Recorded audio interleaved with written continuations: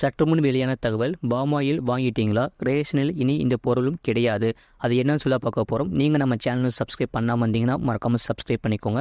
வாங்க வீடியோக்குள்ளே போகலாம். பாமாயில் இறக்குமதி ஒப்பந்த புள்ளியை ரத்து செய்துவிட்டு ரேஷன் கடைகளில் தேங்காய் எண்ணெய் விநியோகம் செய்வதற்கு அரசு நடவடிக்கை எடுக்க வேண்டும் என தமிழ்நாடு இயற்கை விவசாயிகள் முன்னேற்ற சங்கம் சார்பாக கோரிக்கை விடுத்து வந்த நிலையில், வருகின்ற வேளாண் பட்ஜெட்டில் இது தொடர்பான அறிவிப்பு இடம்பெறலாம் என தகவல் வெளியாகியுள்ளது. வெளிநாடுகளில் இருந்து இறக்குமதி செய்யும் பாமாயிலுக்கு பதில் ரேஷன் கடைகளில் தேங்காய் மற்றும் கடலை எண்ணெய் விரைவில் விற்பனை செய்ய வேண்டும் என எதிர்பார்க்கப்படுகிறது. அட்டைதாரர்களின் வீட்டிற்கு சென்று கைரேகை பதிவு செய்யும் பணியை ஊழியர்கள் முடிக்க வேண்டும் எனவும் தமிழக அரசின் சார்பில் ரேஷன் கடை பணியாளர்களுக்கு அறிவுறுத்தப்பட்டுள்ளது. இது தொடர்பான தமிழ்நாடு உணவுப் பொருள் வழங்கல் துறை வெளியிட்டுள்ள செய்திக்குறிப்பில், தமிழ்நாட்டில் உள்ள ரேஷன் கடைகளில் அத்தியாவசிய பொருட்கள் பெறும் பணியாளர்கள்